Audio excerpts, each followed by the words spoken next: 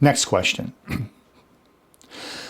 Doug, my teacher told me that if I soak nails too long in water, this will dry them out. That doesn't make sense to me, so I thought I would ask if this is true.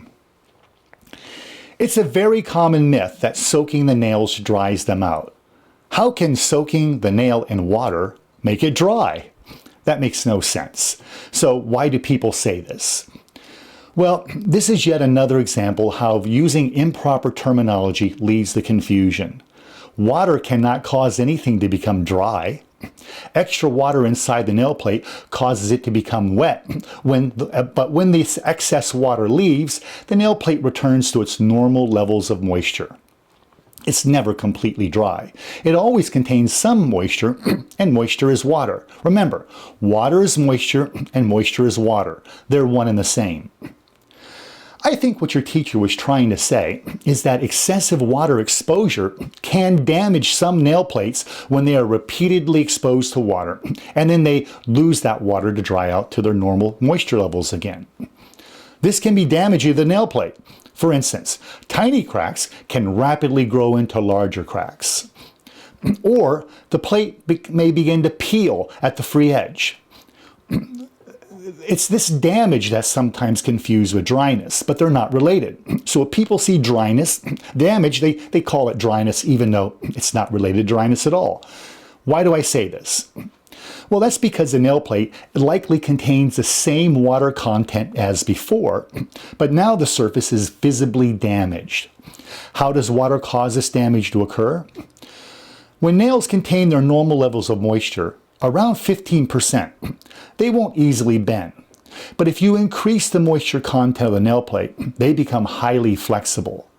Water can adversely affect the plate by altering its flexibility, shape, and surface hardness. How? When the nail absorbs water, it swells to accommodate the extra water molecules that have crowded in between the layers of the nail plates. Soaking in water for more than 60 seconds allows water molecules to seep between the layers of the nail cells and sheathe them in this liquid lubricant we call water. Now the layers can slide past each other with greater ease, making the nail plate easier to bend. A similar effect is seen when hair absorbs water. It becomes much easier to stretch without breaking. Absorbed water causes the nail plate to swell, which may cause very small cracks to grow. Excuse me. Absorbed water will also make the nail plate surface softer and much more easy to damage.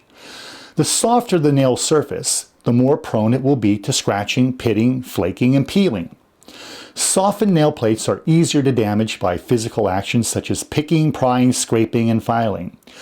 And when the nail plates are softened by soaking in water, surface damage is more likely to occur.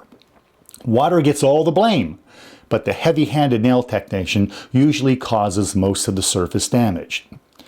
A good general rule of thumb to remember: when a nail plate is soaked in water or other solvents for more than 60 seconds, expect that its surface is going to be more susceptible for damage for up to a next hour. So 60 minutes of soak can make the nail plate susceptible to surface damage for an hour. So be cautious.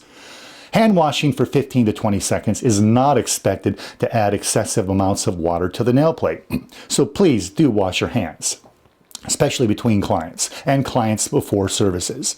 This helps maintain appropriate levels of cleanliness in nail salons and make sure the surfaces are not going to be transmitting pathogens. Clients should always wash their hands before receiving any type of nail service. I'll end by noting that although healthy nails are generally resistant to the effects of water, when previously damaged nails are soaked in water for more than a few minutes, they can even more quickly absorb excessive amounts of water to swell the nail plate. When the nail plate swells, this worsens existing cracks or splits, which can weaken the nail plate. Of course, this could also be what your teacher was referring to when she said water dried out the nail plate. Even so, making partially correct statements like this doesn't lead to understanding. In fact, it leads to misunderstandings, as your question points out. Using proper terminology is very important for any profession, and the nail industry is no exception. Please use this issue, please help with this issue, and always strive to use proper terminology, proper professional terminology, and make sure you ask others to use it as well around you. And that's how we can change this in our industry.